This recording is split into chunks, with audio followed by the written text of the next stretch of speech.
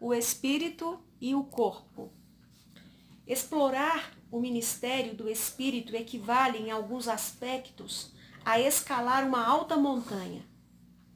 Pelo prisma de quem escala, um pico mais baixo é escalado somente para revelar-se que o topo está ainda por escalar. De uma forma análoga, a regeneração individual envolve uma transformação pessoal radical. Ver, porém, apenas isso seria perder de vista o pleno escalar da operação do espírito e sentir-se satisfeito com a visão dos declives mais baixos. Pois a regeneração pessoal é apenas um aspecto de uma nova criação que está ainda por ser consumada. Como já observamos, visto achar-se radicada na ressurreição de Cristo, essa nova criação é inseparável dela e deve ser vista à luz dela, como uma obra mais ampla, mais incorporada de renovação, na qual o Espírito de Cristo se acha engajado ao longo de toda a história. O programa de Cristo é sumariado nas palavras: edificarei a minha igreja e as portas do inferno não prevalecerão contra ela. Mateus capítulo 16, versículo 18. No meio do conflito escatológico, indexado pelo verbo katishio, prevalecer, Cristo está chamando a si não meramente indivíduos, mas uma eclesia, uma assembleia inteira.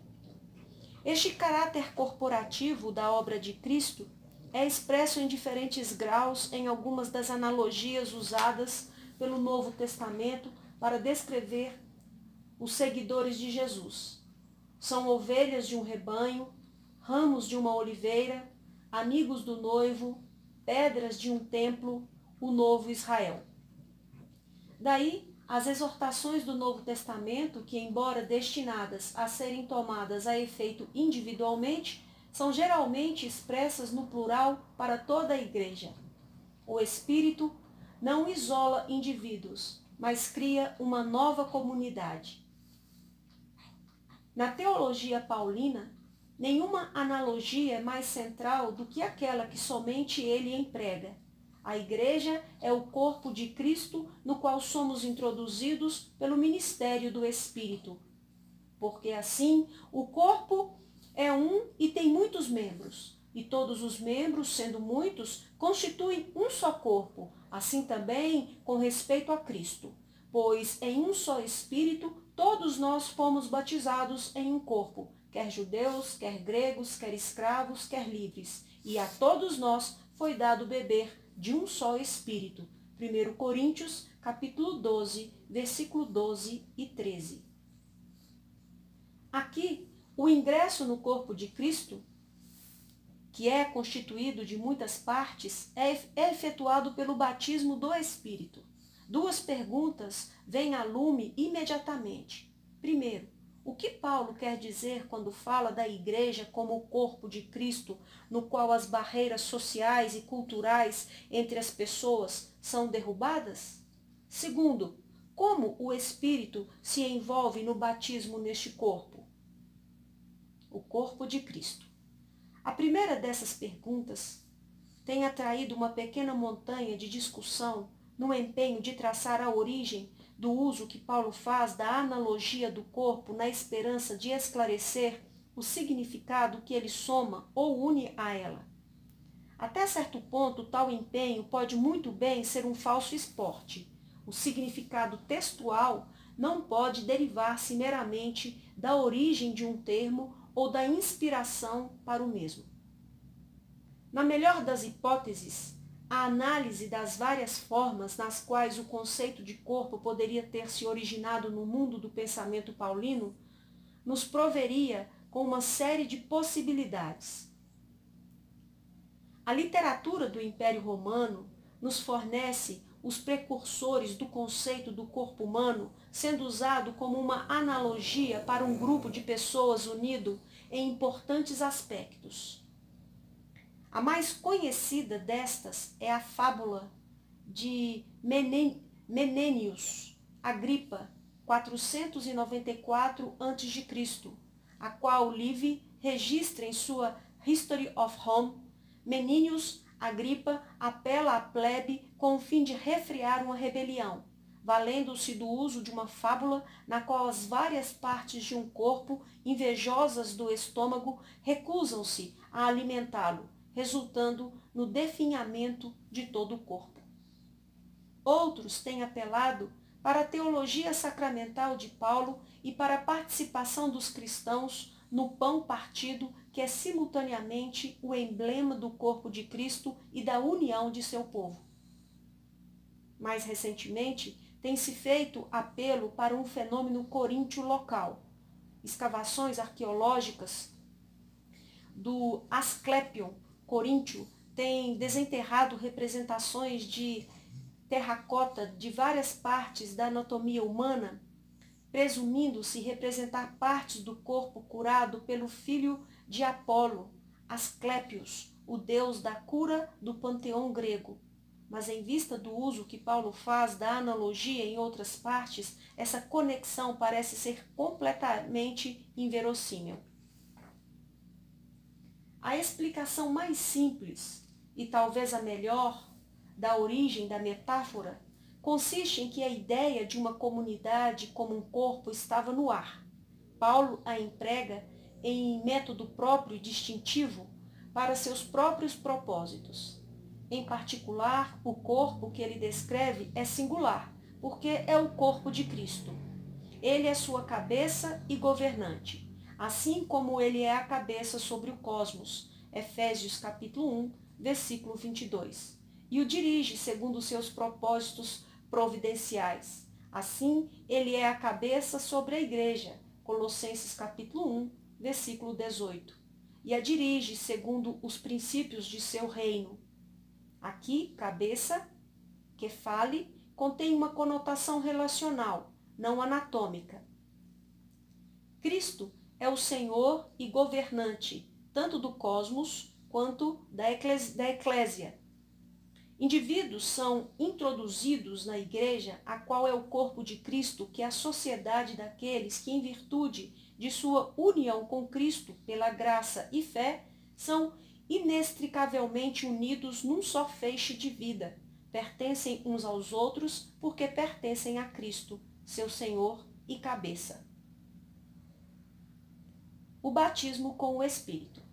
Qual é, portanto, a natureza da atividade do Espírito no batismo deste corpo? O batismo e o Espírito se relacionam mutuamente em 7 ocasiões no Novo Testamento. 6 delas se referem claramente ao Pentecostes e fazem isso em linguagem virtualmente idêntica no que diz respeito ao papel do Espírito. Mateus capítulo 3, versículo 11, em pneumati ágil. Marcos capítulo 1, versículo 8, em pneumati ágil. Lucas capítulo 3, versículo 16, em pneumati ágil. João capítulo 1, versículo 33, em pneumati ágil. Atos capítulo 1, versículo 5, em pneumati ágil. E Atos capítulo 11, versículo 16, em pneumati ágil. Em cada um desses textos, o batizador é sempre Jesus Cristo. O Espírito é um instrumento. A 7ª referência é 1 Coríntios, capítulo 12, versículo 13, em pneumati. Qual é a força da preposição em nesta afirmação? Ela indica que o Espírito é o agente pelo Espírito, ou o instrumento no Espírito deste batismo. A resposta pode sucessivamente derramar luz sobre as perguntas adicionais. Quando este batismo ocorre, o que ele envolve? Embora em possa ser traduzido como por, com ou em, a conclusão de que Paulo vê o Espírito como o instrumento em o Espírito e não o agente pelo Espírito é irresistível, porque a linguagem Espírito-batismo permanece essencialmente imutável sempre que a encontramos, e assim o Novo Testamento consistentemente vê Cristo não o Espírito como batizador. Ele batizará. Em 1 Coríntios, capítulo 12, versículo 13, a tese de Paulo é que o corpo é um só, porque todos os seus membros participam do único Espírito que receberam simultaneamente com sua incorporação no corpo de Cristo. Há dois aspectos de uma e a mesma realidade. Consequentemente, fica claro que Paulo não se refere nem a uma obra da qual o Espírito é o autor, nem a uma experiência pós-conversão do Espírito, mas à recepção inicial do Espírito, o rio de água viva da qual os crentes podem beber sem jamais sofrer sede novamente. João, capítulo 4, versículo 13 ao versículo 14. Capítulo 7, versículo 37 ao 39. Todos os crentes são assim batizados por Cristo num só corpo.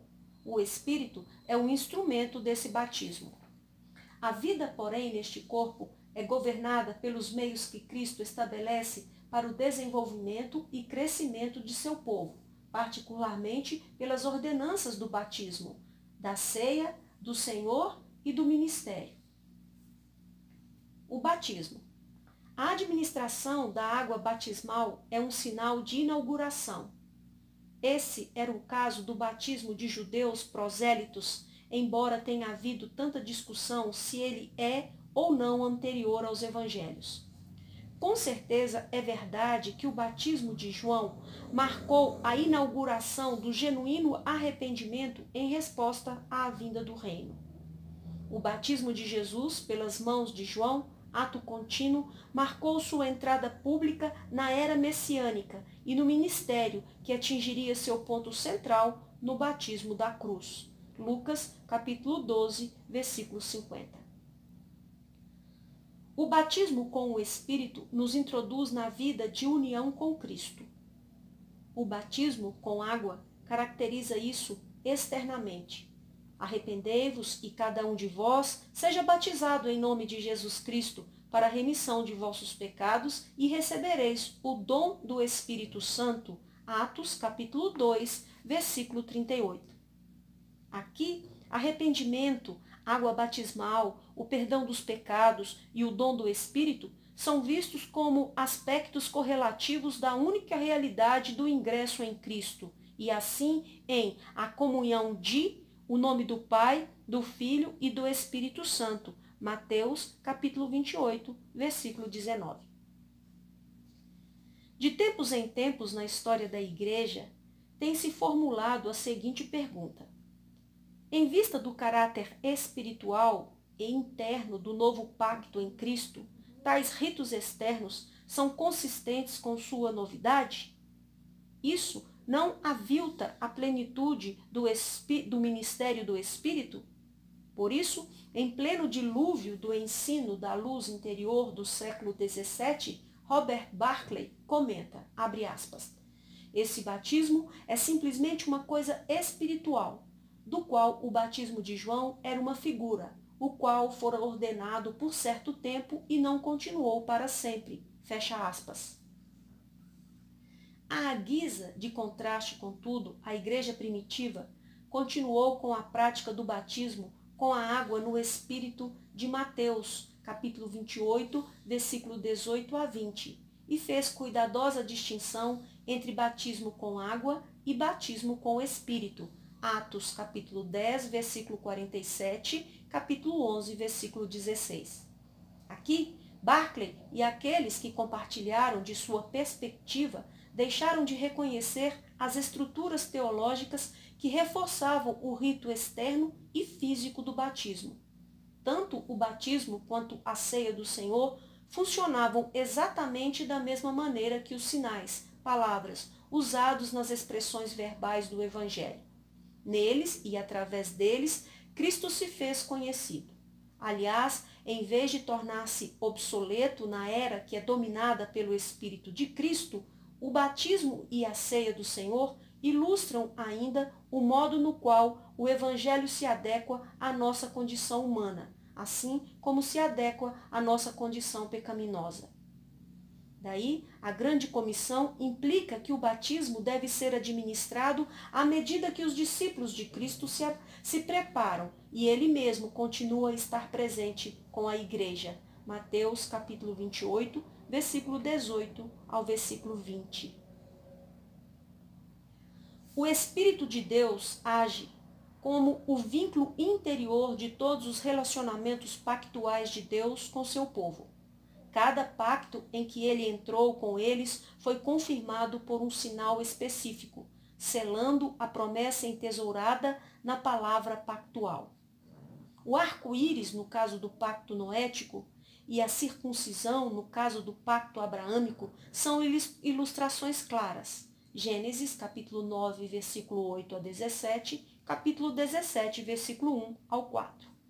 Estes simbolizam a promessa pactual e funcionam como sinais físicos que a confirmam para a fé. Embora a linguagem de sinal e selo seja usada exclusivamente para a circuncisão, Romanos capítulo 4, versículo 11, ela descreve bem o modus operandi de todos os sinais pactuais. Assim, por exemplo, Noé pôde vislumbrar o sinal pactual depois de uma tempestade e assegurar-se de que Deus estava recordando de sua promessa pactual. Gênesis capítulo 9, versículo 12 ao 17. Além da promessa propriamente dita, o sinal funcionou como uma confirmação, selo, física e visível dela. Segundo o próprio testemunho de João, a função central de seu batismo, em distinção de sua significação existencial e pessoal para os que o recebiam, era prover o contexto histórico no qual o Messias se revelaria. Eu mesmo não o conhecia, mas a fim de que ele fosse manifestado a Israel, vim por isso batizando com água. João, capítulo 1, versículo 31. Esta afirmação, muitíssimo negligenciada, tomada com o testemunho dado sobre Jesus em seu batismo, Marcos capítulo 1, versículo 11, e sua própria visão da cruz como o cumprimento de tudo o que seu batismo significava, Lucas capítulo 12, versículo 50, Marcos capítulo 10, versículo 38 e 39, sublinha que, mesmo no caso de Jesus, a água batismal serviu para indicar seu significado, sinal interior e confirmar-lhe com isso como ele o recebeu, o selo. Seu batismo foi assistido pela palavra do Pai, que explica sua significação, e pelo Espírito do Pai, que veio equipá-lo para levar o que era significado à plena realização em seu verdadeiro e final batismo na cruz, como o forjamento de um novo pacto em seu sangue, em cujo coração ficava o dom do Espírito. Ezequiel, capítulo 36, versículo 26 e 27. Os dois eventos no Antigo Testamento, que são considerados como batismos pelo Novo Testamento, ou pelo menos como análogos ao batismo, ambos têm a forma de testes com água através dos quais o eleito de Deus desfrutava de livramento, enquanto que outros se enquadravam numa maldição. Esse foi o caso de Noé e de sua família, 1 Pedro capítulo 3, versículo 18 ao 21, e de Moisés e os israelitas, 1 Coríntios capítulo 10, versículo 2. O verdadeiro batismo de Jesus na cruz também tem o caráter de um teste com água. O Salmo 69 é uma descrição justamente de tal teste com água. Salva-me, ó Deus, porque as águas me sobem até a alma. Estou atolado em profundo lamaçal, que não dá pé. Estou nas profundezas das águas, e a corrente me submerge. Salmo 69, versículo 1 e 2. Este salmo é considerado no Novo Testamento como messiânico em seu caráter, e suas palavras são colocadas nos lábios de Jesus. Salmo 69, versículo 9, em João, capítulo 2, versículo 17, e Romanos, capítulo 15, versículo 3. Salmo 69, versículo 4, em João, capítulo 15, versículo 25. Salmo 69, versículo 25, em Atos, capítulo 1, versículo 20. Salmo 69, versículo 22 a 23, em Romanos, capítulo 11, versículo 9 e 10. Na cruz, sua grande prova, simbolizada por seu batismo com água, se tornou realidade. O sinal, administrado no Jordão, se cumpre na esmagadora força da tempestade da ira divina que desce sobre sua cabeça na cruz. Ele experimenta uma dor e desolação tais que por si mesmas quase o matam. Marcos, capítulo 14, versículo 33 e 34. Aqui, o simbolismo de sua circuncisão, Lucas, capítulo 2, versículo 21, e de seu batismo se mistura, Colossenses, capítulo 2, versículo 11 ao 15. Cristo é eliminado da terra dos viventes, Isaías, capítulo 53, versículo 8. É oprimido, Isaías, capítulo 53, versículos 7 e 8. Quando a iniquidade de todos nós é posta em seus ombros, Isaías, capítulo 53, versículos 5 e 6, 8 e 10. Por esse meio, o perdão e a salvação são trazidos a nós pelo Espírito. Cristo sofreu a maldição pactual para que a bênção dada a Abraão pudesse cumprir-se no dom do Espírito para os que creem. Gálatas capítulo 3, versículo 13 e 14. O batismo do novo pacto é batismo no nome de Jesus, ou seja, ele significa e sela a substância da fé união com Cristo para a mesma fé que nos une a ele. A partir dele, portanto, a fé evoca tudo o que é significado e selado pelo batismo com água. Desse modo, o Espírito abre nossos olhos para o significado interior do batismo de Jesus na cruz em nosso favor. A obra do Espírito em generalizar e ativar a fé é, portanto, o tertium quid entre o sinal e a realidade que ela significa. Isso está implícito no ensino neotestamentário. Está pressuposto em todas as afirmações do Novo Testamento sobre o batismo. O ensino de Paulo, em Romanos capítulo 6, é um primordial exemplo deste princípio. Todos quantos têm sido batizados em Cristo Jesus são encorajados a pensar em si mesmos como batizados em sua morte, sepultados com ele e ressuscitados para a novidade de vida no poder de sua ressurreição. Naturalmente, os intérpretes visam a sinalizar suas afiliações eclesiásticas aqui, assumindo, ou quase, um sacramentalismo ou à guisa de reação, insistindo que o que Paulo tem em vista não é o batismo com água, mas o batismo com o Espírito. Tertium non datur. Não se permite uma terceira opção, mas seria perder o fio do ensino geral do Novo Testamento e imaginar que o rito em si mesmo, a parte da fé, efetua o que ele significa. Pressupõe-se um tertium quid. Há uma terceira possibilidade, o ministério do Santo Espírito em unir-nos a Cristo. Como resultado, através do batismo, o Espírito ilumina para a fé o significado da união com Cristo e sua significação para nós. Naquele dia, compreendereis que estáis em mim e eu em vós. João, capítulo 14, versículo 20. Assim, há um paralelo direto entre seu ministério em relação à palavra e seu ministério em relação ao sacramento. Ambos são sinais objetivos. Em ambos os casos, o Espírito desvenda e aplica seu significado, e ele efetua nos crentes a realidade para a qual eles apontam. O batismo é reiteradas vezes visto como se fosse primordialmente um espelho de nossa experiência espiritual da conversão, e como se o cerne de sua significação fosse o testemunho à nossa fé em Cristo.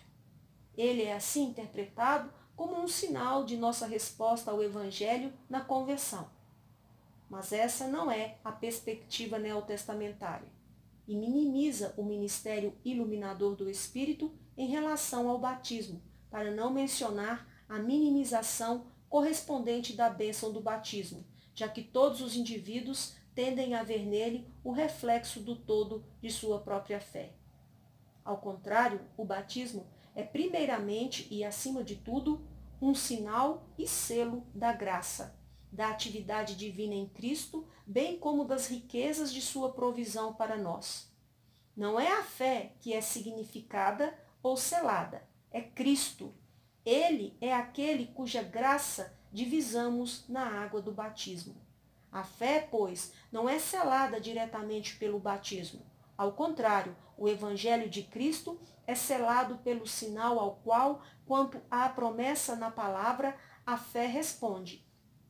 Assim, o Evangelho nos é confirmado pelo Espírito que opera com o sinal interpretado pela palavra, e por essa confirmação, a fé propriamente dita é fortalecida e assegurada. Portanto, no batismo, assim como na Escritura e através dela, o Espírito dá testemunho a Cristo, toma do que lhe pertence e o revela a seu povo, vestido com as roupagens de seu ministério messiânico. A palavra nunca fracassa, mas cumpre sua função, quer em transformar ou em endurecer. Isaías 55, versículo 11, Marcos capítulo 4, versículo 10 ao 12. Semelhantemente, os sacramentos do Evangelho, ao atender nossa resposta ao ministério do Espírito em exibir a graça de Cristo, ou se transformará em graça ou insensibilizará o coração ante o juízo. Paulo explicitamente insinua isso quando adverte aos coríntios que, ao se chegarem para a ceia do Senhor num espírito displicente, não saem sem culpa. De fato, comem e bebem juízo. 1 Coríntios, capítulo 11, 27 a 30. É tão possível transgredir contra o Espírito ao reagir-se aos emblemas do Evangelho como é ao rejeitar-se a palavra do Evangelho. Um entendimento do modo como o Espírito usa o batismo, como também a ceia, nos preserva de dois erros comuns na teologia sacramental. Primeiro, o erro de subjetivar tanto o simbolismo do rito que nosso uso dele ressoa sobre nossas próprias ações, decisões e experiências, e assim distorce a função da fé, que é resvalar-se dos recursos e ações do crente para a graça que é sua em Cristo Jesus. E segundo, objetivar tanto a eficácia da bênção, a eficácia da bênção do símbolo, que identificamos a recepção do sinal com a recepção do que ele significa, e não dar lugar algum à fé que encontra o próprio Cristo revelado no sinal ou ao ministério contínuo do Espírito. A eficácia do batismo e da ceia do Senhor não pode ser separada do ministério do Espírito, mais do que a eficácia do ler e ouvir as Escrituras. A ceia do Senhor. O batismo e a ceia do Senhor têm importantes aspectos em comum. Ambos são sinais e selos pactuais. Ambos nos apontam Jesus Cristo e sua graça salvífica. Não obstante, cada um serve à sua própria função específica e tem um enfoque distintivo. O batismo é inaugural e é recebido apenas uma vez como sinal de união com Cristo. A ceia do Senhor, em contrapartida, é um sinal de comunhão contínua com Cristo e deve ser recebida com frequência. Qual a razão especial do testemunho que o Espírito dá na ceia do Senhor? O cerne da ceia é o pão quebrado e o vinho derramado, que servem como símbolos do corpo quebrado e o sangue derramado de Cristo. A recepção deles é um meio de comunhão com Cristo, como aquele cujo corpo foi quebrado e cujo sangue foi derramado por nós. Porventura, o cálice da bênção que abençoamos não é a comunhão, koinonia do sangue de Cristo? O pão que partimos não é a comunhão do corpo de Cristo? 1 Coríntios, capítulo 10, versículo 16. Isso também como o simbolismo do batismo deve ser entendido em termos pactuais. Comer o cordeiro pascal, do qual a ceia é o cumprimento, 1 Coríntios capítulo 5, versículos 7 e 8, implicava comunhão com a bênção na morte do cordeiro, como proteção contra a maldição oriunda do juízo divino expresso na obra do anjo da morte, Êxodo capítulo 12. Significava unir-se ao povo de Deus pactualmente redimido e abençoado. O mesmo é válido no tocante à ceia. Ela sela o novo pacto no sangue de Cristo. Como o Cordeiro Pascal, Cristo assumiu na morte a maldição divina em forma de juízo, a fim de compartilhar conosco as bênçãos da presença de Deus. No cenáculo, Jesus deu a seus discípulos o cálice do novo pacto de comunhão com Deus. No horto do Getsêmani, ele recebeu das mãos do Pai o cálice de juízo e maldição pactuais. Seu apelo: se possível, passe de mim este cálice. Mateus capítulo 26, versículo 39. Alude ao cálice do juízo divino, do qual os profetas veterotestamentários falaram. Salmo 75, versículo 8, Isaías 51, versículo 17, versículo 22, Jeremias, capítulo 25, versículo 15 e 17, Ezequiel, capítulo 23, versículo 31 a 33 e Abacuque, capítulo 2, versículo 16. Passagens destinadas à leitura penitencial. Ao beber o cálice, Jesus submeteu-se à maldição do pacto divinamente designada, morrendo em trevas. Mateus capítulo 27, versículo 45, Gênesis 15, versículo 12. Em fome, nudez, pobreza e sede. Deuteronômio capítulo 28, versículo 45 a 48. Ele foi esmagado pela experiência de ser o maldito pendurado em madeiro. Gálatas capítulo 3, versículo 13. Ele sentiu-se abandonado por Deus, ferido e oprimido por ele. Isaías capítulo 53, versículo 4 a 6. Versículo 10. Mateus capítulo 27, versículo 46. Mais tarde, após sua ressurreição, ele exibiu a seus discípulos suas mãos e seus pés. Lucas, capítulo 24, versículo 37. É com Cristo crucificado e agora ressurreto que eles tinham comunhão. Ele foi reconhecido no partir do pão. Portanto, a dinâmica fundamental do pacto divino é operativa. Deus leva o maldito juízo a seu próprio coração. Os que creem recebem, por sua vez, a bênção pactual através da fé, que é, em essência, comunhão com o Cristo crucificado, ressurreto e exaltado. Deve ficar claro agora por que o papel do Espírito é tão vital na ceia. Somente entendendo sua obra é que podemos deixar de cair nos equívocos que levaram tanto aos católicos quanto a evangélicos memorialistas a entenderem mal a ceia. Não é pela administração da igreja ou meramente pela atividade de nossas memórias, mas pela operação do Espírito que desfrutamos da comunhão com Cristo crucificado, ressurreto e agora exaltado. Porquanto Cristo não está localizado no pão e no vinho, ponto de vista católico, nem está ausente da ceia como se nossa suprema atividade fosse lembrar-nos dele, ponto de vista memorialista. Ao contrário, ele é conhecido através dos elementos por intermédio do Espírito. Há uma genuína comunhão com Cristo na ceia. Assim como na pregação da palavra, ele se faz presente, não na Bíblia, localmente, nem pelo crer, mas pelo ministério do Espírito. Assim ele também se faz presente na ceia, não no pão e no vinho, mas pelo poder do Espírito. O corpo e o sangue de Cristo não se acham encerrados nos elementos, já que ele está à destra do Pai.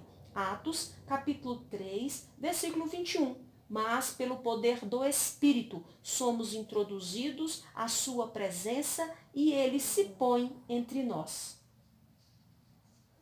Neste contexto, é difícil resistir à ideia de que é para o ministério do Espírito na ceia que João aponta quando registra as palavras de Jesus à igreja de Laodiceia. Eis que estou à porta e bato. Se alguém ouvir minha voz e abrir a porta, entrarei em sua casa e cearei com ele e ele comigo. Apocalipse, capítulo 3, versículo 20.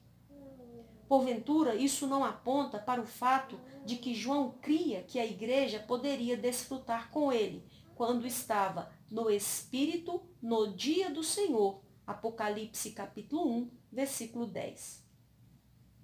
Ao longo da história, os teólogos da igreja têm se esforçado por sustentar essa perspectiva. Isidoro de Seville, 560 a 636, por exemplo, parece ter enfatizado que o Espírito Santo faz o corpo de Cristo presente aos crentes, prendendo-se assim ao corpo de Cristo para que ele possa mediar o virtus ou o poder da ceia aos que a recebem com fé. Ratramos de Corbe, morto em 868, em sua celebrada controvérsia sobre a presença de Cristo na ceia do Senhor, com Pasquasius Radbertus, morto em 865, às vezes considerado como teólogo da transubstanciação, semelhantemente procurava preservar o entendimento da real presença de Cristo como sua presença por intermédio do Espírito. Provavelmente, nenhum teólogo se esforçou mais para expressar este ministério do que João Calvino. E, no entanto, mesmo em suas expressões mais fortes do significado da ceia, permanece a admissão do mistério. Abre aspas. E ainda que pareça incrível que a carne de Cristo, tão afastada de nós pela distância, chegue até nós, fazendo-se nosso alimento, pensemos até que ponto a oculta virtude do Espírito excede e supera nosso entendimento, e quão vã e louca coisa é querer medir sua imensidão com a nossa medida. Assim, pois, o que nosso entendimento não pode compreender, a fé o recebe, que o Espírito verdadeiramente junta as coisas que permanecem afastadas, e Jesus Cristo assegura e sela na ceia essa participação de sua carne e de seu sangue, pela qual faz fluir e transfere para nós sua vida, nem mais nem menos, como se entrasse em nossos ossos e em nossa medula. E não nos oferece um sinal vazio e sem valor, senão que nos mostra nele a eficácia de seu Espírito, cumprindo o que promete. E verdadeiramente oferece e dá a todos os que tomam parte neste banquete espiritual a realidade nele significada, ainda que somente os fiéis a recebam como proveito, posto que recebem tão imensa liberalidade do Senhor com verdadeira fé e profunda gratidão. Fecha aspas. Tal pensamento, assim chamado virtualismo, em virtude de sua ênfase sobre o virtus da ascendida humanidade de Cristo, permeia a doutrina eucarística de Calvino. Cristo vem a seu povo no mesmo corpo no qual encarnou-se, foi crucificado, sepultado e ressuscitou, subiu e está agora glorificado. A vida é assim, infusa em nós a partir da substância de sua carne. A linguagem de Calvino tem evocado radicalmente diferentes reações, mesmo dentro da tradição que traça sua linhagem até ele. No século XIX, teólogos tais como Charles Hodge e R.L. Dabney, denodados defensores da teologia calvinista nos estados do norte e do sul da América, e William Cunningham, o prendado teólogo escocês, todos reagiram a tal ensino negativamente, questionando-o como ou seriamente equivocado ou simplesmente incompreensível. Por outra parte, à guisa de contraste, ele tem sido recebido como virtualmente a mais profunda visão sacramental de Calvino. Não há dúvida de que a linguagem de Calvino é muito mais realista do que costuma ser o ensino evangélico sobre a ceia do Senhor, e, consequentemente, sua exposição é lida como sendo excessivamente material. Ora, o mesmo poderia seguramente ser dito sobre a linguagem de João, capítulo 6, versículos 51 a 58. E para essa matéria sobre 1 Coríntios, capítulo 10, versículo 16. Devemos ser prudentes para que a paridade do raciocínio não implique que o desconforto produzido pela linguagem de Calvino dissimule o desconforto produzido pela linguagem da própria Escritura. O próprio Calvino insistia em que nem todos os que sustentam comer e beber de Cristo de forma real sustentam comer e beber de forma carnal. O que se tem a miúde negligenciado neste contexto é o papel e o poder que Calvino atribui ao Espírito Santo. Fundamental ao seu pensamento sobre a ceia é a obra da correlação entre Cristo subindo e o Espírito descendo. O Espírito desce a fim de elevar-nos à comunhão com Cristo. Colossenses capítulo 3, versículo 1 ao 4. Semelhantemente, na ceia, o Espírito vem fechar a fenda, por assim dizer, entre Cristo no céu e o crente na terra e produzir comunhão com o Salvador exaltado. Mas a pergunta que Calvino formula é: com que Cristo o crente tem comunhão à mesa? Sua resposta é: o Cristo vestido da humanidade na qual sofreu, morreu, foi sepultado, ressuscitou e na qual ele agora subiu em glória. Não há nenhum outro Cristo além do Verbo encarnado, logos em sarcos. Não há nenhuma outra via da graça senão através da união e comunhão com ele como em sarcos.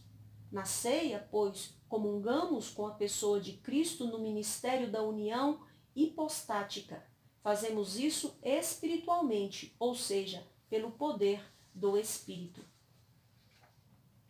Calvino não precisa ser interpretado como a dizer mais do que isso. Nós mesmos não dizemos menos, do contrário. Não negaríamos a realidade da coinonia de que fala o Novo Testamento, 1 Coríntios capítulo 10, versículo 16. Ou muito mais seriamente, nos acharíamos negando a realidade contínua da humanidade do Cristo glorificado. A dificuldade aqui jaz não tanto no que Calvino diz em seu ensino sobre a ceia, mas na questão de que muito pensamento cristológico não leva em conta adequadamente o fato de que não existe outro Cristo. Não leva plenamente a sério a veracidade da ressurreição, ascensão físicas de Cristo. Uma vez sendo isto apreendido, a teologia eucarística de Calvino se torna menos desconcertante, ainda que a verdade para a qual ela aponta, como o próprio reformador admite, permanece um mistério. Mas o mistério não é maior aqui do que noutros aspectos da obra do Espírito. Qual, pois, é o papel do Espírito na ceia? Pode ser satisfatoriamente descrito nas palavras de João, capítulo 16, versículo 14. O Espírito tomará o que é de Cristo e o fará conhecido a seus discípulos. Ele faz isso, fundamentalmente, através da revelação apostólica, de modo que nada é revelado na ceia que já não se tenha feito conhecer nas Escrituras. Na ceia, porém, há, primeiro, representação visual e, segundo, enfoque simples e específico sobre a carne partida e o sangue derramado de Cristo. Isso nos leva ao cerne da questão e, de fato, ao centro do ministério do Espírito: iluminar a pessoa e a obra de Cristo. Nenhuma nova revelação é dada, nenhum outro Cristo é feito conhecido, mas como disse bem Robert Bruce, 1554 a 1631, embora não obtenhamos um Cristo diferente e melhor na ceia do que o Cristo obtido na palavra, podemos obter melhor o mesmo Cristo que o Espírito ministra pelo testemunho dos emblemas físicos sendo associados à palavra. Escritores cristãos no passado, sem dúvida, influenciados por uma interpretação alegórica do Cântico de Salomão, empregaram a linguagem do namoro, do amor e matrimônio para descrever a relação entre Cristo e seu povo. Falaram do ósculo de Cristo.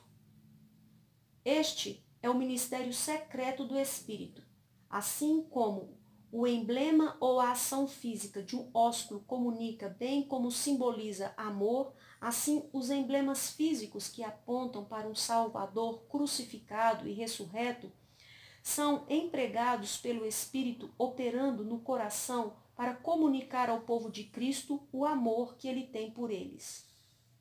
Como confirmação da graça e fé, a ceia é usada nas mãos do Espírito para ministrar paz, alegria, amor e segurança. Aqui pode haver alegria indizível e cheia de glória. 1 Pedro, capítulo 1, versículo 8. Uma prelibação concedida pelo Espírito da plenitude da presença de Cristo, a qual o crente antecipa quando proclama a morte de Cristo, até que ele venha. Então, a obra regeneradora do Espírito será consumada. 1 Coríntios, capítulo 11, versículo 26. Então, quando o Espírito disser, vem, Apocalipse 22, versículo 17, a plena realidade expressa pelos símbolos estará presente e se tornarão como o edifício do templo redundantes. Apocalipse, capítulo 21, versículo 22.